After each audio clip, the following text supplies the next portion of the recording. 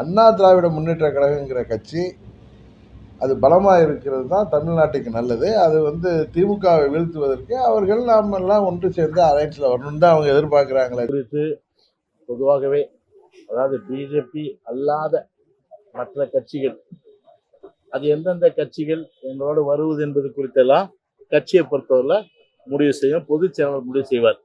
அதுக்கு 15 மாத காலம் இருக்கின்ற நிலை.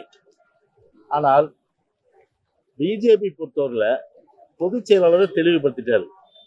நேற்றும் இல்லை, இன்றும் இல்லை, நாளையும் இல்லை.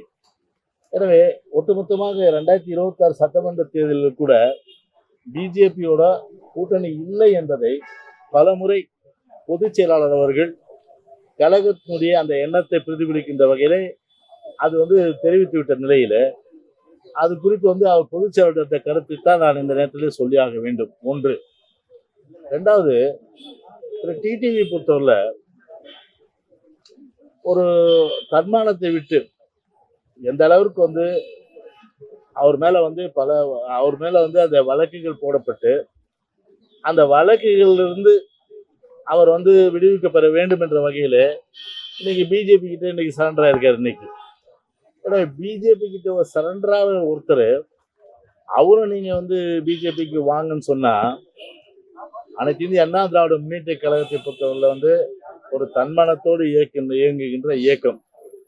எனவே திரு டிடிவி காலில் போல யார் காலில் விழ வேண்டிய அவசியம் எங்களுக்கு கிடையாது. ஸோ அந்த வகையில் பார்த்தீங்கன்னா பொதுச் செயலாளர்கிட்ட கட்சியினுடைய நிலைப்பாடு பொதுச்செயலாளர் எடுத்தது அந்த நிலைப்பாடு தான் தொடரும். எனவே அது எந்த மாறுபட்ட கருத்தும் இல்லை என்றுதான் பொதுச்செயலாளர் இந்த கருத்தை நான் சொல்றேன். அமித்ஷா நேற்று நாடாளுமன்றத்தில் பேசும்போது அம்பேத்கர் குறித்து பல்வேறு சர்ச்சைக்குரிய கருத்துக்களை தெரிவிச்சிருக்காரு. நீங்க எப்படி பார்க்கறீங்க? அதாவது அந்த போற்றுதலுக்குரிய அம்பேத்கர் அவர்கள் இந்தியா முழுவதும் போற்றக்கூடிய ஒரு மாபெரும் தலைவர், அரசியலமைப்பு சட்டத்தை நம்முடைய நாட்டிற்கு அளித்தவர்.